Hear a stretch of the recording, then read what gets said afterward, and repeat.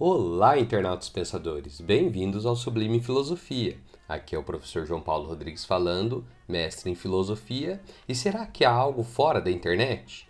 Peço o favor de curtir o vídeo e inscrever-se no canal para acompanhar os últimos lançamentos. Muito obrigado!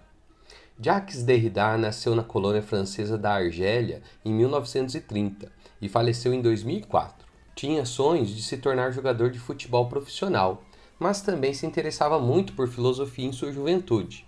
O seu interesse por filosofia venceu e, em 1951, ingressou na École Normale Supérieure em Paris. Em 1986, assumiu o posto de professor na Universidade de Califórnia. Suas principais obras são Gramatologia, A Escritura e a Diferença, A Voz e o Fenômeno e Políticas da Amizade. Derrida é considerado um dos filósofos mais controversos do século XX. Sua filosofia é ligada à complexa abordagem da desconstrução, que é cheia de nuances acerca da maneira de como se lê e se compreende a natureza dos textos escritos.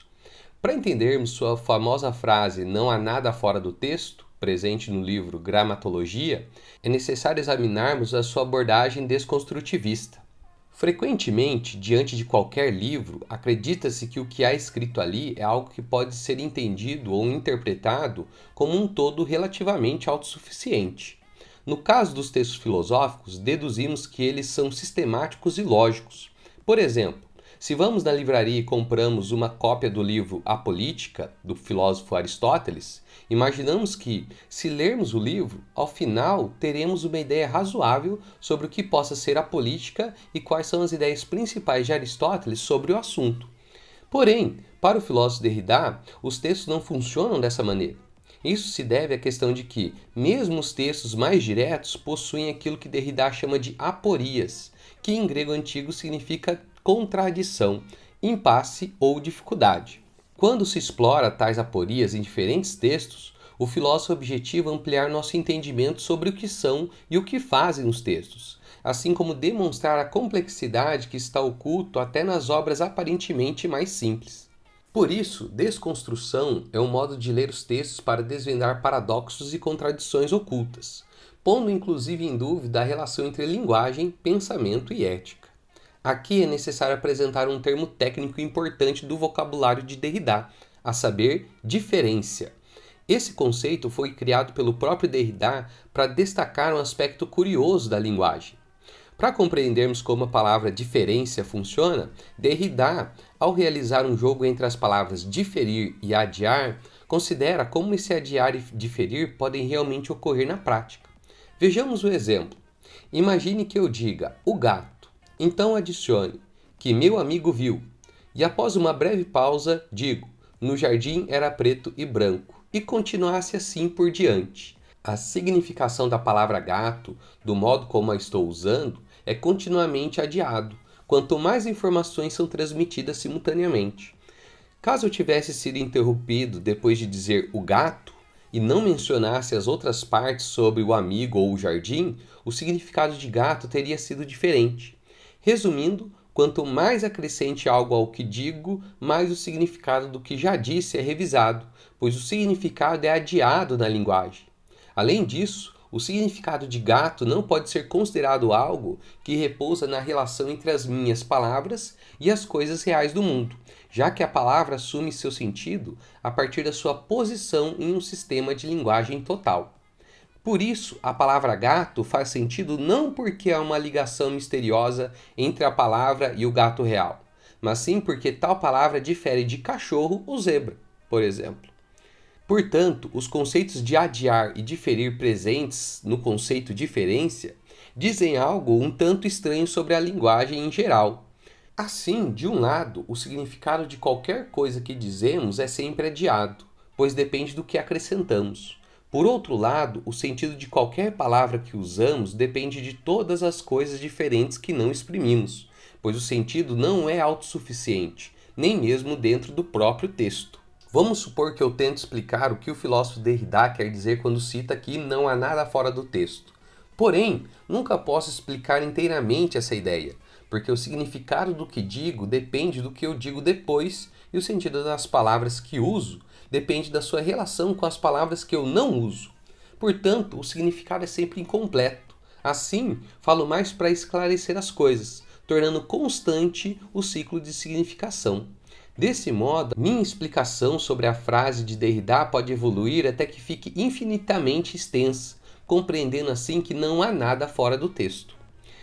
De acordo com o filósofo Derrida, diferença é um aspecto da linguagem do qual nos tornamos cientes graças à escrita. Desde a Grécia Antiga, os filósofos desconfiam da linguagem, como é o caso de Sócrates, que apresenta a ideia de que a escrita seria apenas a aparência da sabedoria e não a sua realidade, já que o ato de escrever era visto como o pálido reflexo da palavra falada, esta que era o meio de comunicação principal.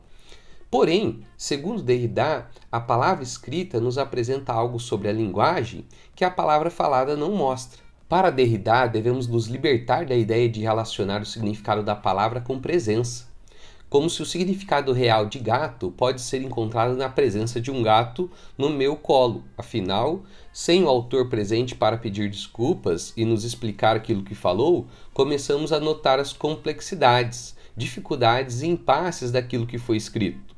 Assim, a linguagem começa a parecer algo um pouco mais complexo. Quando o filósofo diz que não há nada fora do texto, ele sugere que, se a gente considerar seriamente a ideia de que o significado é uma questão de diferença, a gente deve sempre manter aceso o fato de que o significado nunca é tão direto quanto pensamos que é, e que tal significado sempre estará sujeito à desconstrução.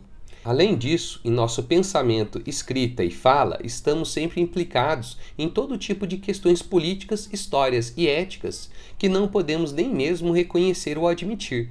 Por isso é que podemos entender a desconstrução inclusive como uma prática ética, já que, ao ler um texto de maneira desconstrutivista, nós podemos questionar as alegações expostas e desvelar as questões éticas difíceis que podem ter ficado ocultas. Michel Foucault, contemporâneo de Derrida, criticou o pensamento do filósofo por este ser intencionalmente obscuro, sendo às vezes impossível entender qual era sua tese real.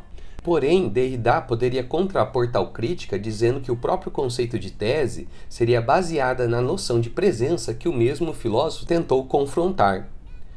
Mesmo parecendo evasivo, tal contraposição seria compreensiva ao admitirmos que a própria ideia de que não há nada fora do texto não está fora do texto.